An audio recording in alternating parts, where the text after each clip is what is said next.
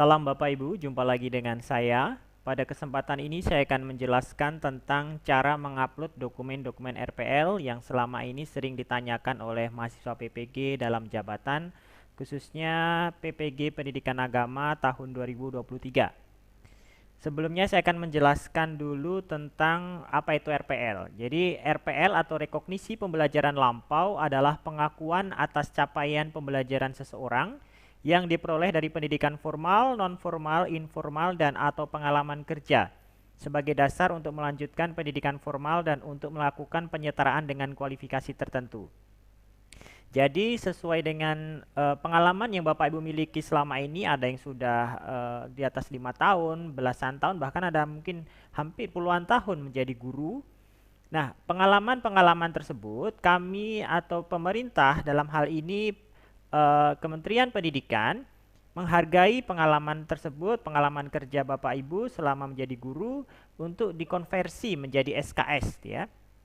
Kita tahu bahwa SKS untuk PPG ini totalnya 36 SKS, di mana 24 SKS diperoleh atau ditempuh dengan model atau jalur RPL. Jadi untuk RPL itu SKS-nya cukup besar. Maka silahkan berikan perhatian, konsentrasi, dan juga hasil yang memuaskan untuk RPL ini ya. Siapkan dokumen dengan baik supaya apa yang Bapak Ibu upload itu sungguh-sungguh memiliki hasil yang optimal nanti. Nah, ada 5 bidang untuk RPL Bapak Ibu. Yang pertama adalah pengembangan kompetensi pedagogik, yang kedua perangkat pembelajaran, yang ketiga pengembangan kompetensi profesional, yang keempat pengelolaan administrasi pembelajaran, dan yang kelima adalah inovasi pembelajaran. Jadi ada 5 bidang untuk RPL. Nah, untuk mengupload dokumen RPL ini semua dilakukan melalui akun Space Bapak Ibu yang sudah diberikan oleh LPTK penyelenggara PPG. Silahkan nanti Bapak Ibu mengupload semua dokumen-dokumen RPL untuk 5 bidang tadi melalui akun masing-masing. Dan nanti akan dinilai oleh dosen penilai RPL melalui LMS Space juga. Nah, acuan untuk melihat dokumen-dokumen apa saja yang dipakai untuk RPL, kita selalu mengacu pada rubrik penilaian RPL ya Bapak Ibu ya. Jadi kita mengacu pada rubrik yang sudah ada. Nah, rubrik ini menjadi acuan baik bagi mahasiswa maupun dosen dalam menyusun dokumen-dokumen dan melakukan penilaian untuk memberikan penilaian kira-kira rentang skornya layak mendapatkan nilai berapa. Apakah sudah memenuhi kriteria indikator yang ditetapkan atau tidak. Jadi nanti silahkan melihat rubrik yang sudah diberikan. Jika Bapak Ibu ingin mencapai skor maksimal ya, 85 sampai 100 atau bobot penilaiannya 4 untuk skala IPK RPL menggunakan penilaian tentang IPK 0 sampai 4 seperti itu Bapak Ibu ya. Jadi nanti jika ingin maksimal maka silahkan lihat pada kolom yang paling kiri itu ya, supaya Bapak Ibu menyiapkan dokumen itu sesuai dengan rubrik yang sudah ada. Oke, kita langsung saja ke LMS Space-nya. Jadi nanti ketika Bapak Ibu login, nanti di atas ada menu RPL ya, ada menu RPL, silahkan diklik menu RPL-nya. Nah, di sebelah kanan ini sudah ada 5 bidang Bapak Ibu ya. Yang pertama pengembangan kompetensi pedagogik dan sampai inovasi pembelajaran. Silahkan diupload secara bertahap. Kami sarankan bahwa ketika Bapak Ibu mengupload RPL itu siapkan dulu dokumennya dengan baik, buat mengorganisir dokumen yang baik di folder ya. Jadikan masukkan ya, kategorisasikan file-file tersebut ke dalam folder-folder supaya lebih mudah ketika mengupload dan tidak salah upload. Dan juga sebaiknya mengupload RPL itu dicicil, jangan tunggu semua lengkap dulu baru diupload, itu biasanya terlambat ya, terlambat atau nanti malah kesulitan sendiri. Jadi mana dokumen yang sudah Bapak Ibu miliki silahkan diupload ya, dicicil pelan-pelan karena memang waktu untuk penguploadan RPL ini cukup lama ya, yaitu pada saat PPG dimulai pendalaman materi sampai dengan nanti PPL itu masih diperkenankan untuk menyelesaikan RPL. Memang pada prinsipnya RPL ini harus selesai sebelum proses PPG dimulai, tetapi kan tidak memungkinkan karena waktu yang terbatas, maka LPTK dan panitia PPG juga memberikan keleluasaan pada prinsipnya silahkan diupload selama proses PPG berlangsung dan sebelum Bapak Ibu itu didaftarkan UKM PPG ya. Tetapi sekali lagi ini kebijakan setiap LPTK berbeda-beda. Ada yang mensyaratkan sebelum masuk ke pengembangan lokakarya RPL sudah harus selesai. Ada juga yang seperti itu. Ada yang mengatakan sebelum uji komprehensif RPL harus selesai. Nah, itu kembali ke kebijakan LPTK masing-masing. Oke, kita lanjut untuk nomor 1, pengembangan kompetensi pedagogik. Nanti silahkan diklik ya nomor 1. Lalu nanti silahkan tambah data ya. Nah, saya sudah mencoba membuat kategorisasi ya, kategorisasi bidang-bidang. Nah, nanti Bapak Ibu silahkan membuat kategorisasi seperti ini ya, paling tidak seperti ini supaya memudahkan Bapak Ibu dalam mengatur file, tidak tumpang tindih, tidak terbolak-balik.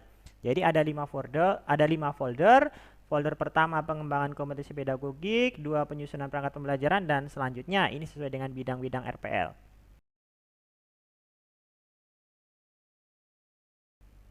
Nah, untuk pengembangan kompetensi pedagogik sendiri, yang diminta ini adalah SK mengajar Bapak Ibu ya, SK mengajar. Sesuai dengan rubrik yang sudah ada, jadi yang diminta itu SK mengajar untuk 6 tahun terakhir. Jadi RPL itu adalah 6 tahun terakhir. 6 tahun terakhir sebelum Bapak Ibu menjadi mahasiswa PPG. Jadi silahkan dihitung mundur saja selama 6 tahun ke belakang. Nah, untuk bidang pertama, ini yang diminta adalah SK atau surat tugas mengajar. Ini saya yakin semua Bapak Ibu sudah ada ya. Ada SK-nya yang per semester, ada SK-nya yang per tahun. Nah, nanti silahkan di PDF-kan semua ya, lalu dijadikan satu file per tahun ya. Jangan jadikan semua satu file SK itu 6 tahun jadikan satu, jangan. Tetapi sebaiknya diupload per tahun saja supaya membantu, memudahkan dosen penilai RPL untuk mengklasifikasikan dan mengkategorisasikan file Anda itu. Misalnya ini SK tahun 2017, SK tahun 2018 ya. Jika SK Bapak Ibu itu per semester, maka silahkan di combine atau di merger file PDF-nya itu supaya menjadi satu file PDF-nya supaya enak per tahun seperti ini. Nah, kalau sudah filenya sudah rapi seperti ini ya, nanti tinggal upload saja Bapak Ibu ya, tambah data ya. Ya, lalu tahun mengajarnya misalnya dari 2020 ya, karena saya misalnya masih PPG 2023, maka saya mulai dari 2022. Tanggal SK mengajarnya ya sesuai dengan yang tercantum dalam SK ya. Lalu filenya diupload ya, maksimal file PDF ukurannya 1 MB Bapak Ibu ya. Nah, lalu klik open ya, simpan, tekan simpan. Ya, kita tunggu prosesnya ya. Kalau berhasil maka dan centang berhasil seperti itu. Nah, ini ya. Jadi nanti silahkan tambah file selanjutnya ya, file SK selanjutnya sampai dengan 6 tahun yang terakhir. Ya. SK mengajar 6 tahun terakhir. Semua bidang ini yang dipakai 6 tahun terakhir Bapak Ibu ya. Jadi seperti ini, nanti silahkan tambah ke bawah semua. Nah, kalau misalnya filenya salah, oh ini salah upload, silahkan diklik delete. Ya, dihapus ya. Ini saya pakai akun demo, jadi saya hanya latihan ya, uji coba. Lalu kalau sudah, nanti lanjut ke bidang kedua, penyusunan perangkat pembelajaran. Nah, nanti silakan klik tambah data ya. Untuk perangkat pembelajaran ini ya, sesuai dengan rubrik yang diminta adalah 6 tahun terakhir, di mana satu semester kalau Bapak Ibu ingin mendapatkan skor maksimal ya, satu semester atau tiap semester itu sebanyak 16 dokumen. Jadi 16 dokumen selama 12 semester karena 6 tahun terakhir ya Bapak Ibu ya. 6 tahun kan 12 semester. Satu semester 16 dokumen, maka dikalikan saja. Kalau 16 kali 12 dokumen itu ada berapa? Banyak sekali ya. 16 kali 12 ya, 16 kali 12 itu 192 perangkat pembelajaran jika Bapak Ibu ingin mendapatkan skor maksimal. Jika tidak pun tidak masalah, tetapi tentu skornya tidak maksimal. Nah, perangkat pembelajaran itu apa saja dalam satu semester 16 itu? Bisa dimix atau dicampur ya. Misalnya kan di sini sudah ada keterangan, ada prota, promet, silabus, RPP, materi dan sebagainya. Misalnya dalam satu semester itu kan protanya sudah satu ya, prota itu kan bisa untuk 1 tahun. Lalu promesnya 1, silabusnya 1, RPP-nya bisa ambil 3 atau 4 ya kan, sudah berapa? 7 ya kan. materi ajarnya 2 atau 3 sudah 10, belum tambah LKPD, alat peraga dan sebagainya untuk mencapai 16 itu mudah sebenarnya satu semester. Dan juga di sini ada perangkat pembelajaran lainnya. Nah, lainnya itu contohnya apa? Kan kita ada analisis SKKD ya, analisis KKM, lalu misalnya analisis hasil belajar siswa ya kan. Nah, itu juga bisa dipakai yang sejauh itu masih berupa perangkat pembelajaran. Nah, ini nanti saya organisir ya di sini contohnya, misalnya di sini saya buat folder, lalu saya buat folder-folder lagi. Di dalam folder ada perangkat pembelajaran, ada alat peraga, LKPD, RPP. Nah, kalau Prota itu kan biasanya Prota dibuat per tahun ya kan. Maka Prota tahun 2017 selama 6 tahun ke belakang ya, 2022, 2021 dan seterusnya. Prota per tahun, lalu Promes ini kan per semester kalau namanya program semester. Jadi saya buat di sini per semester, semester gasal 2017, gasal 2018 ya, genap 2017 dan seterusnya. Berarti ada 12 file untuk Promes. Kemudian silabus ini juga per semester, jadi ada 12 file. Lalu RPP, nah ini RPP ini saya buat per semester, jadi di dalam satu semester itu nanti ketika diklik akan ada beberapa RPP yang saya jadikan satu. Jadi perangkat pembelajaran RPP ini satu semester misalnya saya ambil 4 RPP, saya jadikan satu file PDF ya. Nah, yang perlu saya sampaikan di sini bahwa perangkat-perangkat pembelajaran ini harus disahkan oleh pimpinan atau kepala sekolah ya Bapak Ibu ya. Artinya jangan file Word langsung disimpan ke PDF tanpa ada tanda tangan, itu tidak boleh. Jadi semua perangkat pembelajaran yang ada itu harus ditandatangani dan oleh kepala sekolah atau pimpinan sekolah dan distempel, yaitu melegalkan dokumen Bapak Ibu dan mengandaikan bahwa fungsi supervisi itu sudah berjalan di sekolah. Jangan sampai perangkat pembelajaran yang diupload dalam RPL itu belum ditandatangani oleh pimpinan. Baik RPP, Prota, Promes, silabus ya, instrumen atau asesmen penilaian, LKPD, materi dan sebagainya. Kecuali alat peraga ya. Kalau alat peraga itu kan biasanya dalam bentuk foto atau video, ya itu kan tidak perlu pengesahan. Tapi kalau yang lain itu wajib ada pengesahan dari kepala sekolah. Kalau mau tanda tangan scan juga bisa, yang penting sudah disampaikan izin dari kepala sekolah ya, sudah minta izin dulu pakai tanda tangan scan, kan biasanya lebih mudah pakai scan dari Word langsung disimpan dalam bentuk PDF gitu ya.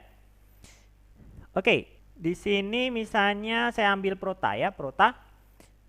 Saya upload Prota tahun 2017 ya, open. Caranya masih sama Bapak Ibu. Jadi nanti silahkan di-upload satu-satu seperti ini ya. Lalu saya upload Prota lagi gitu ya. Nah, Prota lagi tahun 2018, simpan. Kalau sudah misalnya saya mau lanjut ke RPP ya, RPP nanti silahkan di-upload RPP-nya ya. Yang penting Bapak Ibu file PDF-nya sudah diorganisir dengan baik, nanti tinggal upload-upload begini mudah sekali, cepat ya. Silahkan mengorganisir file dengan rapi lebih dulu, menyiapkannya dengan rapi. Nah, itu ya seterusnya sampai ke bawah. Ya, ini saya hapus lagi ya. Karena ini hanya contoh saja.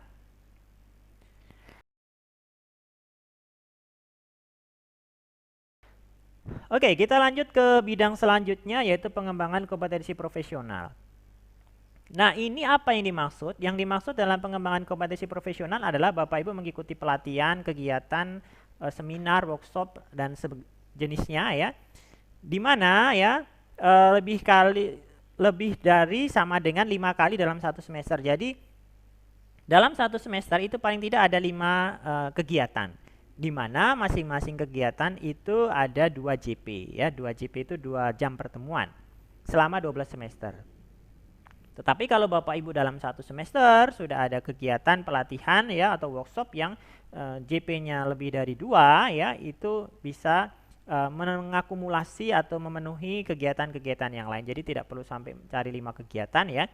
Kalau 5 kegiatan JP-nya minimal 2 JP per kegiatan. Artinya misalnya saya ikut webinar durasinya 2 jam ya, itu dihitung 1. Tapi kalau saya ada workshop durasinya sudah 10 jam selama satu semester ya, 10 JP, itu sudah mencukupi untuk kebutuhan dalam satu semester. Yang penting ya, tema kegiatan itu adalah relevan untuk pengembangan kompetensi profesional Bapak Ibu ya. Jangan sampai Bapak Ibu guru agama misalnya, tetapi mengikuti workshop ya yang tidak relevan dengan profesi Bapak Ibu sebagai guru agama, ya itu tidak relevan. Ya, nanti biasanya dosen penilai tidak akan mengakui, ataupun kalaupun diakui skornya tidak maksimal.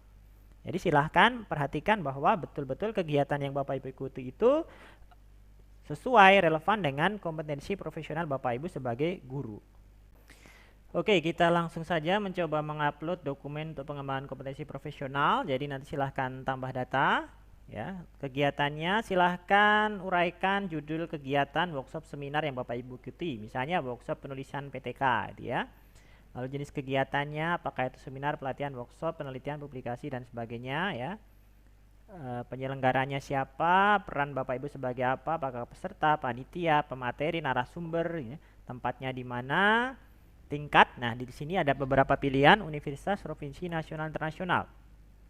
Jika Bapak Ibu kegiatannya di tingkat MGMP atau kecamatan atau sekolah, karena di sini belum ada opsinya, maka nanti silahkan pilih saja tingkat universitas, ya.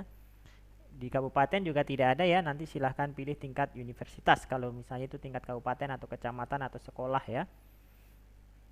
Lalu tanggal mulai, tanggal selesai, lalu pilih sertifikatnya, ya, upload sertifikatnya.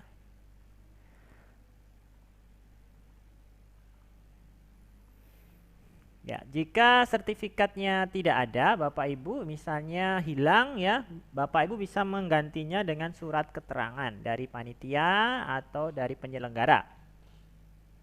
Nah, ini silakan tambah yang lain. Nah, nanti juga ada pertanyaan, Pak, saya misalnya khusus untuk guru agama, ya, kegiatan-kegiatan pembinaan sekami, sekolah minggu, katekese, sakramen-sakramen itu di mana? Nanti silahkan Bapak Ibu bisa upload di kegiatan pelatihan, ya. Nah, bisa mintakan surat SK dari pastor paroki atau dari keuskupan atau sertifikat, ya, bisa juga kan. Bapak Ibu banyak yang guru agama itu sebagai petugas pastoral juga, itu termasuk pengembangan profesi juga, profesionalisme sebagai guru agama. Dalam hal ini pengembangan kompetensi keilmuan Bapak Ibu, ya. Itu silakan mintakan SK, surat keterangan dari paroki setempat. Lalu nanti bisa diupload juga di sini, ya. Nanti silahkan bisa dimasukkan di kegiatan pelatihan, begitu, ya. Lalu nanti tingkatnya bisa pilih tingkat universitas, ya, tidak ada tingkat paroki atau keuskupan Bapak Ibu di LMS. Jadi nanti silahkan saja pilih universitas. Nanti dosen penilai akan memberikan penilaian kebijakan atau diskresinya. Begitu. Nah, untuk format surat keterangan dari paroki silahkan, ya, kami tidak menyediakan format suratnya, itu kebebasan dari paroki masing-masing. Nanti silahkan diurus masing-masing. Kita lanjut di nomor 4. Nomor 4 ini tentang pengelolaan administrasi pembelajaran. Nah, di sini Bapak Ibu cukup upload satu kali. Yang di sini diminta adalah administrasi pembelajaran, administrasi nilai, administrasi peserta didik, dan administrasi kegiatan ekstrakurikuler. Nah, nanti Bapak Ibu silahkan membuat surat keterangan dari sekolah tentang pengelolaan administrasi pembelajaran. Formatnya contohnya kami sudah sediakan, tetapi kalau sekolah punya format sendiri dipersilahkan. Ini bukan format baku yang harus diikuti kaku lurus-lurus begitu Bapak Ibu, ya. Tapi ini kurang lebih seperti ini. Jadi nanti di dalam satu file PDF itu terdapat 4 surat keterangan. Sini surat keterangan administrasi pembelajaran, administrasi nilai, administrasi peserta didik, dan administrasi kegiatan ekstrakurikuler. Nah, nanti silakan disesuaikan Bapak Ibu, ya. Jadi di dalam satu file PDF ada 4 surat keterangan, di mana di dalam surat keterangan ini nanti menerangkan bahwa Bapak Ibu guru sudah melaksanakan tugas administrasi pada semester ini, tahun pelajaran ini, ya, yang terdiri dari ini. Lalu tanda tangan kepala sekolah. Jadi satu surat keterangan itu bisa langsung merangkum untuk 6 tahun terakhir, tidak masalah, biar tidak terlalu banyak surat keterangan, ya. Yang penting kepala sekolah mengesahkan, mengetahui dan menyetujui, gitu. Jadi nanti langsung diupload satu kali di sini Bapak Ibu. Nanti choose file, ya, lalu misalnya filenya saya sudah PDF-kan. Lalu selanjutnya. Nah, jadi nanti langsung filenya langsung sudah ada di sini. Nanti kalau Bapak Ibu mau lihat, nanti klik lihat file. Tetapi jika Bapak Ibu misalnya mau mengganti filenya, nanti tinggal ditimpa saja ya, choose file yang baru ya, lalu pilih file yang baru, lalu klik open, nanti klik selanjutnya, otomatis file yang lama akan tertimpa atau terupdate, tergantikan dengan file yang baru. Begitu Bapak Ibu.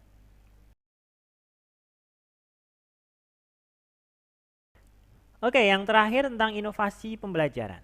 Nah, inovasi pembelajaran ini beda dengan yang lain. Kalau yang lain itu per semester, Bapak Ibu ya, per semester. Kalau inovasi pembelajaran ini 1 tahun 1 produk ya, 1 produk. Ya, 1 tahun menghasilkan 1 produk. Produknya boleh pilih. Apakah itu membuat modul, membuat pedoman praktikum, membuat penelitian tindakan kelas atau penelitian tindakan sekolah, dan membuat video atau membuat video pembelajaran ya, membuat video pembelajaran, dan nanti silahkan pilih salah satu, yang penting 1 tahun 1 produk. Nah, ini saya misalnya saya sudah buat. Nanti yang diupload di sini apa? Yang diupload di sini ini surat keterangan. Nah, surat keterangan tentang inovasi pembelajaran, tetapi di dalam surat ini mencantumkan linknya Bapak Ibu ya, link produknya. Jadi jangan hanya surat saja, tetapi harus ada link yang bisa diakses oleh penilai, dosen penilai, yang menunjukkan hasil karya Bapak Ibu itu apa. Contoh, Bapak Ibu membuat PTK ya, penelitian tindakan kelas. Nah, maka silahkan upload dokumen laporan PTK-nya itu di Google Drive ya. Lalu link Google Drive-nya itu dimasukkan di dalam surat keterangan ini. Ya, di sini. Bukti hasil karya inovasi tersebut dapat diakses melalui link sebagai berikut. Nah, jadi nanti dosen penilai bisa memvalidasi ya, jangan sampai di sini dibilang pernah membuat PTK. Nah, mana buktinya? Ya.